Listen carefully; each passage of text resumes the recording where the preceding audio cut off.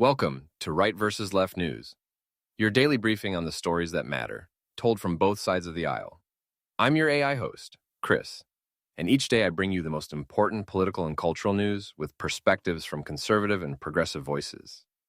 No spin, no agenda, just the facts and the opinions that shape our national conversation. Let's dive in.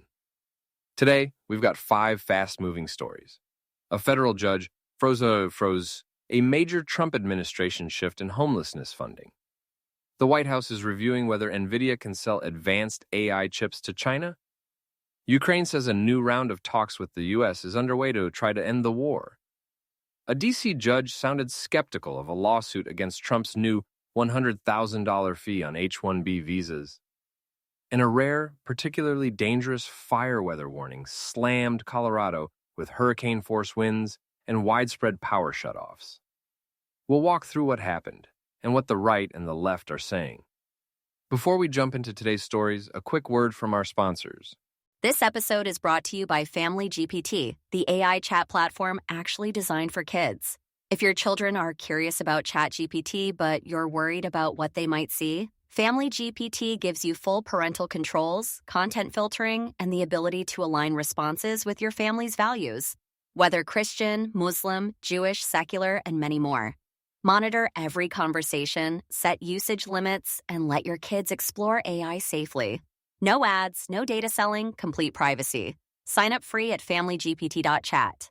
Thanks to our sponsors for supporting Right versus Left News. Now, let's get to the headlines. First, here's what happened. A federal judge issued a preliminary injunction blocking the Trump administration from changing the rules on more than $3 billion in HUD's continuum of care homelessness grants. The court said HUD's move away from the housing first model likely violated federal law, and that the rule change could jeopardize housing for roughly 170,000 people. The order, issued Friday, pauses the policy while the case moves forward. On the right, many argue the judge is preserving a status quo that isn't working. They point to states and cities rethinking housing first, saying results have lagged while addiction and untreated mental illness drive disorder. City Journal highlights a turn toward treatment-oriented models in several states, and National Review argues housing first became a one-size-fits-all approach that crowded out transitional programs and accountability. On the left, progressives see the injunction as a crucial safeguard. Reporting in the Washington Post warns deep HUD cuts and a pivot from housing first could worsen homelessness amid high rents. And Vox underscores evidence that stable housing first improves outcomes, especially for veterans, when it's adequately funded. They argue the administration's shift risks pushing people back onto the streets. Next, here's what happened. The administration has launched an interagency review that could greenlight Nvidia's H200 AI chip sales to China, reversing tighter Biden-era controls. National security hawks warn those chips could bolster China's military AI. The commerce-led review is gathering input from state, energy, and defense before a final decision.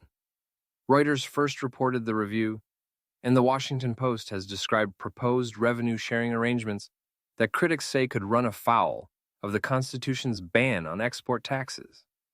On the right, opinions are split. Business-friendly conservatives see market access and leverage. The Wall Street Journal notes CEOs adapting to a more state-capitalist Washington, and that Congress just tightened restrictions on U.S. investments in Chinese tech through the defense bill. At the same time, GOP China hawks on Fox News and on Capitol Hill warn that easing chip controls, fee or no fee, could supercharge China's AI power. On the left, many argue a reversal undercuts a rare bipartisan consensus on tech controls. The Washington Post's editorial board warns that allowing even slightly degraded chips risks letting China scale up with quantity and erode U.S. advantages, and reporters there have flagged legal concerns over any de facto export tax deal. Now, here's what happened in Ukraine. Kyiv says it began a new round of talks with the U.S. aimed at a framework to end the war, discussing security guarantees, reconstruction, and a peace plan. European partners are involved, but Russia isn't at the table yet. Earlier sessions reportedly included U.S. envoys Steve Witkoff and Jared Kushner in Berlin. The Washington Post has detailed a U.S. offer of robust security guarantees and Kushner's involvement, while Putin has signaled his own conditions in a year-end call-in. On the right, some highlight Trump's deal-making approach, pushing for a negotiated end while claiming leverage from tariffs and energy policy. Fox News has amplified the idea that a ceasefire isn't a precondition to talks, and that the administration can deliver peace through strength. Skeptics on the right still warn against concessions that reward aggression. On the left, progressives worry Ukraine is being pressed to accept territorial losses and question Kushner's role. The Washington Post reports European skepticism and Kyiv's insistence on binding guarantees. Critics argue Russia must face accountability, not land rewards, or any deal could collapse. We'll be right back with more of today's news after this brief message. This episode is brought to you by Family GPT, the AI chat platform actually designed for kids. If your children are curious about ChatGPT, but you're worried about what they might see, Family GPT gives you full parental controls, content filtering, and the ability to align responses with your family's values.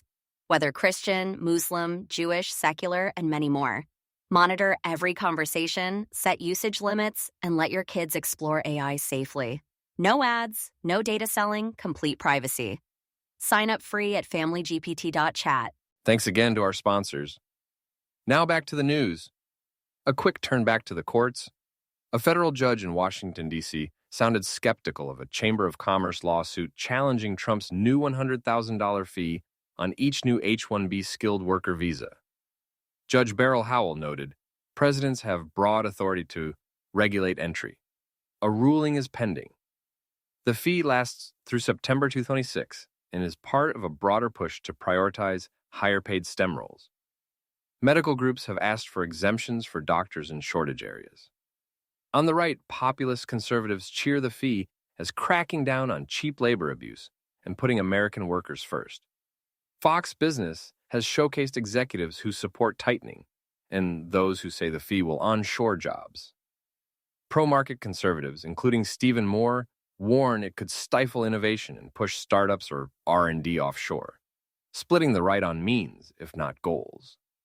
On the left, progressives call the move unlawful and self-defeating. The Washington Post argues it would hobble universities, hospitals, and small employers that rely on specialized talent, especially in rural America, and that the White House bypassed normal rulemaking. They see the court as a check on executive overreach. Finally, here's what happened in Colorado. A first-ever, particularly dangerous situation fire weather warning hit the Front Range as hurricane-force winds and single-digit humidity prompted utilities to cut power preemptively. Tens of thousands lost electricity. At least one fast-moving plains wildfire scorched tens of thousands of acres. The warning capped a coast-to-coast storm sequence that also brought floods and blizzards elsewhere. On the right, conservative outlets emphasize grid resilience and forest management over climate mandates. National Review warns that green energy priorities and red tape can crowd out hardening the grid and vegetation management.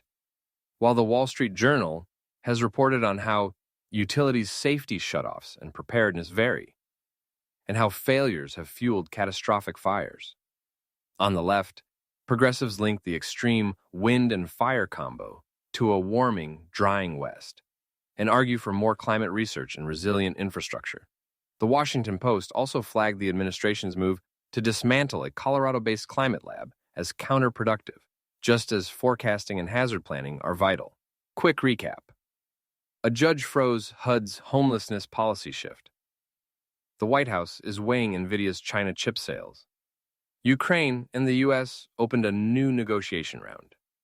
A court clash over H-1Bs could reshape high-skill immigration.